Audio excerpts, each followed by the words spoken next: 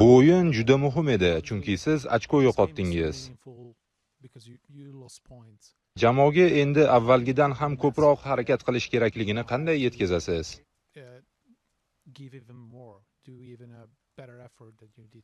Avvalgidan ham ko'proq harakat qilishning o'zi imkonsiz. Mening xabarim o'zgarmaydi. Oldimizda yana 5 ta o'yin bor edi. Endi esa 4 tasi qoldi. Yutqazishga haqqimiz yo'q. Bu final o'yinlari. Bu uchrashuvlarda g'alaba qozonishimiz kerak. Bizning asosiy maqsadimiz shu va biz aynan shuning uchun o'ynayapmiz. Qanchalik qiyin bo'lmasin, turli sabablar tufayli biz kurashishda davom etamiz. Agar siz oxirgi daqiqada gol urmaganingizda, Arsenal qolgan 3 turdan birida durang o'ynab ham chempion bo'lishi mumkin edi. Bosimni saqlab qolish uchun o'sha golni urish qanchalik muhim edi, chunki endi ular hali ham uchala o'yinda g'alaba qozonishga majbur. Biz o'z o'yinlarimizda g'alaba qozonishimiz kerak. Hozir hammasi o'z qo'limizda emas.